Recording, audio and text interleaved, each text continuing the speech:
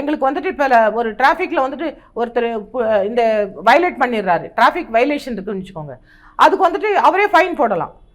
அப்போ அவர் நோட்டீஸில் வந்துட்டு ஃபைன் போடும்போது நம்ம பணம் கொடுக்குறது வாங்குறது தான் பார்க்குறோம். அது என்ன பண்ணான்னு தெரியாது பப்ளிக்கு. இவன் எடுத்துக்க போகிறானா இல்லை கொண்டு ட்ரெஷரியில் கவர்மெண்ட் கட்டுவானான்னு தெரியாது. அதனால் நான் பணம் கொடுத்தேன் போலீஸ்க்கு. சில சமயத்தில் இவங்களும் பணம் வாங்கிட்டு சில சமயத்தில் நோட்டீஸ் கொடுக்காமலே அனுப்பிடுவாங்க.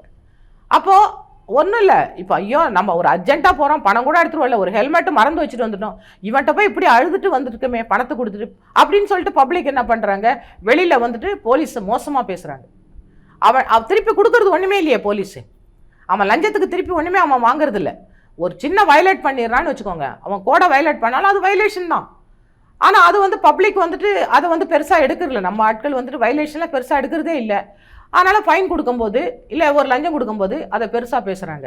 அதனால் போலீஸ் டிபார்ட்மெண்ட்டு லஞ்சத்தில் 13வது இடத்துல தான் இருக்கான். அதுக்கு முன்னாடி 12 டிபார்ட்மெண்ட் இருக்குது, அது பப்ளிக்கு தெரியவே இல்லை.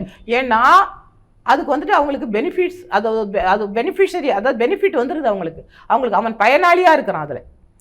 அதனால் வந்துட்டு அவன் திருப்பி ஏதோ ஒன்று வாங்கிடுறான் அந்த டிபார்ட்மெண்ட்லேருந்து. அதனால் அவன் சத்தம் கட்டாமல் வந்துடுறான்.